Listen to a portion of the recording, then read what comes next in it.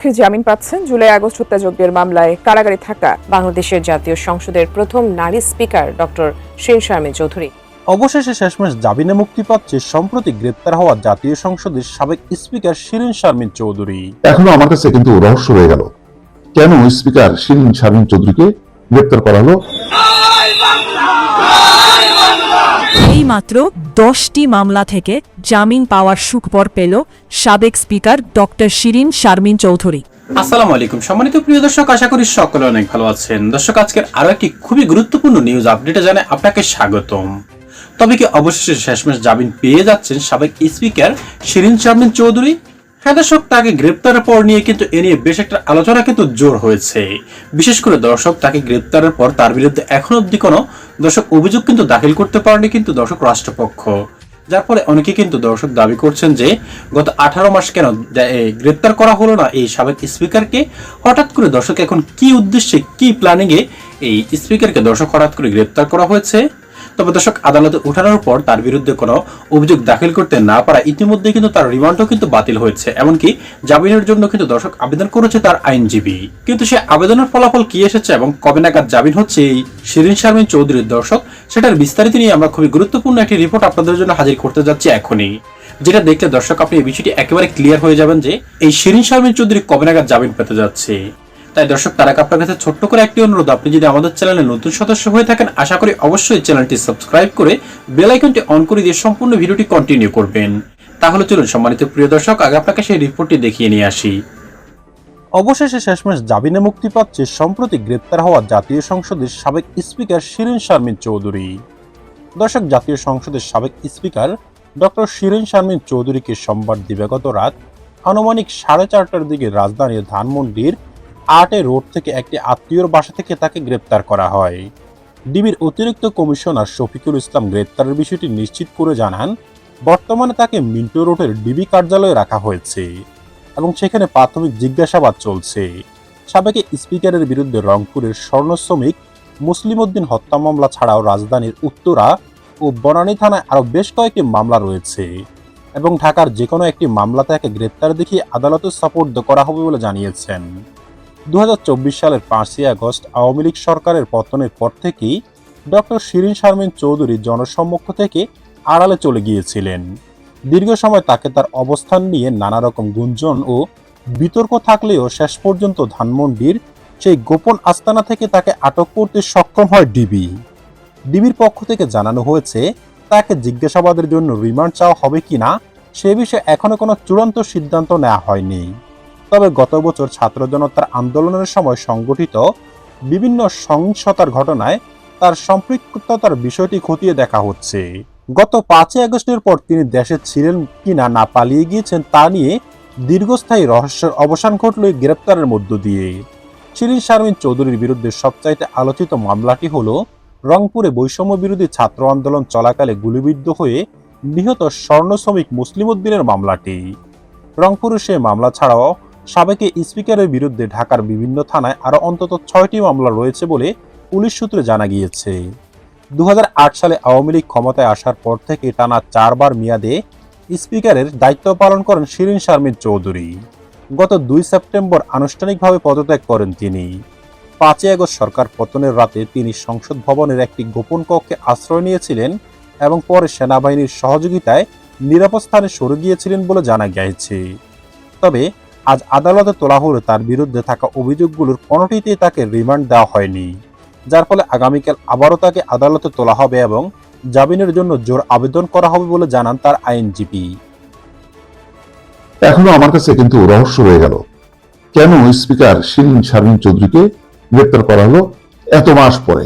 মনে করেন 18 মাস, তার প্রমাণ সরকারের 1 মাস, 19 মাস, প্রায় 2 বছরের কাছাকাছি সময় এসে কেন গ্রেপ্তার করা হলো। তাকে ডিবি কার্যালয়ে এখন পর্যন্ত জিজ্ঞাসাবাদ করা হচ্ছে। বনানী এবং উত্তরা সহ ঢাকায় 6টা মামলা আছে, মামলা করতে তো অসুবিধা নেই। এখন প্রশ্ন হলো যে বিএনপি কি পুরনো পথে যাবে, অর্থাৎ ইউনূস সরকারের এই ধরনের হত্যা মামলায় গণহারে গ্রেপ্তারটাকে কেউ পছন্দ করেনি, বরং তাদের বিরুদ্ধে যদি সুনির্দিষ্ট দুর্নীতি অপরাধের মামলাগুলো হতো তাহলে এটা ভবিষ্যতের জন্য ইনস্ট্যান্ট হতো যে দুর্নীতি ক্ষমতার অপব্যবহার করে কেউ ক্ষমতা আসলে তার কি পরিণতি হইতে পারে। এখন তাকে জিজ্ঞাসাবাদ চলছে, শিরিন শারমিন স্পিকারের দায়িত্বে ছিলেন, কি এমন অভিযোগ থাকতে পারে তার বিরুদ্ধে এটাও বোঝা মুশকিল। শেখ হাসিনা পতনের পর 21 দিন পর তিনি পদত্যাগ করেন। তিনি পদত্যাগ বা করতে গেলেন কেন, এটা একটা প্রশ্ন। তার মানে এই আওয়ামী লীগ সরকারের প্রতি তার এতই আনুগত্য যে এক ধরনের সংকটে কিন্তু ফেলে দিল। দুপুরে আজকে তাকে আদালতে তোলা হবে। আদালতে তোলার পর কি কি অভিযোগ দায়ের করবে, কি বলবে? স্পিকার পদটা গুরুত্বপূর্ণ, তিনি পদত্যাগ না করলে ভালো হতো। পদত্যাগ করে সাংবিধানিক যে ধারাবাহিকতা সেটা কিছুটা ক্ষতিগ্রস্ত হয়েছে। কেবলমাত্র প্রেসিডেন্ট ছাড়া বাকি দেখেন সব প্রধান বিচারপতি থেকে শুরু করে স্পিকার, মসজিদের ইমাম পর্যন্ত সবাই পালায় গেছে অথবা দায়িত্ব থেকে সরে গেছে। স্পিকার যদি শিরিন শারমিন চৌধুরী থাকতেন, তিনি তো ছিলেন, তো তাকে দিয়েও কেন শপথ পড়ানো হলো না? একজন স্পিকারের যেহেতু রাজনৈতিক ভাবে তার এমপি হতে হয়, তিনি অবশ্যই দলের আওয়ামী লীগের এই ব্যাপারে কোনো সন্দেহ নেই। তিনি পদত্যাগ না করলে পারতেন, আর তাকে সেই পদত্যাগ পত্র উইথড্র করে তাকে দিয়ে যদি শপথটা পড়ানো হতো, তাহলে এটা শেখ হাসিনার জন্য আরো লজ্জাজনক হতো। যেমন শাহাবুদ্দিনের কারণে, রাষ্ট্রপতি শাহাবুদ্দিনের কারণে আওয়ামী লীগ কিন্তু বেকায়দা। তিনি যদি বলতেন যে না, আমি আওয়ামী লীগের নির্বাচিত প্রেসিডেন্ট, আমি এরপরের বিএনপি বা ডক্টর ইউনূস সরকারের আমি স্বীকৃতি দেব না, আমিও পদত্যাগ করলাম, তাহলে কিন্তু সংকটে পড়ে যেত। তখন হয়তো ভিন্ন কায়দায় এখন যেভাবে ওই এনসিপি জামাত নেতারা বলেন যে সবকিছু ছুঁড়ে দাও, ধ্বংস করে দাও, নতুন করে গড়ে তোলো, সেই পথে যেতে পারতো আর কি। তো যার রাষ্ট্রপতি থাকাতে একটা সাংবিধানিক ধারাবাহিকতা হলো, কিন্তু সেই ধারা থেকে সেই ধারায় স্পিকার শিরিন শারমিনও যুক্ত থাকতে পারতেন। কিন্তু তিনি কেন পারলেন না, কেন তিনি পদত্যাগ করলেন, এইটা আমার কাছে একটা রহস্য। আবার দেখেন, এতদিন পর তাকে গ্রেপ্তার করাটাও আমার কাছে এটা আরেকটা রহস্য লাগছে। দুইটার প্রশ্নের আমি উত্তর দিতে পারি না। ওই দিক দিয়ে বলতে গেলে তিনি চরমভাবে একটা দলীয় আনুগত্য দেখাইছেন শিরিন শারমিন চৌধুরী পদত্যাগ করে 21 দিন পর। এটা যেমন ঠিক হয়নি। তার উচিত ছিল, যেহেতু তিনি রাষ্ট্রের দ্বিতীয় ব্যক্তি, তার উচিত ছিল পরবর্তী সংসদের শপথ বাক্য পাঠ করানোর পর তাকে, যদি তাকে করতে দেয়া না হতো সেটা অন্য কথা। এখন পদত্যাগ করার পর তাকে তো আর তাকে দিয়ে শপথ পড়ানো যায় না। এবং এই শপথ কে নেবেন, অনেক মানে আইন কানুন ঘাটতে ঘাটতে পরে সিইসি কে দিয়ে এই শপথ বাক্য নেওয়া হয়। আবার দেখেন, মানে ওই পদত্যাগের যেমন খুব যৌক্তিক ব্যাখ্যা পাওয়া যায় না, আবার এতদিন পর তার গ্রেপ্তারের ব্যাখ্যাটাও কিন্তু পাওয়া যাচ্ছে না। এগুলির আসলে একটা উত্তর হওয়া দরকার, জানা দরকার। তাহলে মানুষ বুঝতে পারবে যে কেন, কি কারণে শিরিন শারমিনকে কেন তিনি পদত্যাগ করলেন, কেন এই সমস্ত মামলা দিয়ে তাকে গ্রেপ্তার করা হলো, তাও আবার এতদিন পর। তার একটা বিষয় মানুষের কাছে পরিষ্কার হতো। দর্শক, সম্মানিত দর্শক শ্রোতা, আজকের রিপোর্টে যে বিষয়গুলো এক এক করে উপস্থাপন করা হয়েছে সেগুলো তো আপনারা সম্পূর্ণ দেখতে পেয়েছেন। আর দর্শক, এই বিষয়গুলি দেখার পর দর্শক আপনার কি মনে হয়, এই শিরিন শারমিন চৌধুরীকে দর্শক জামিন দেওয়া কি এই মুহূর্তে উচিত?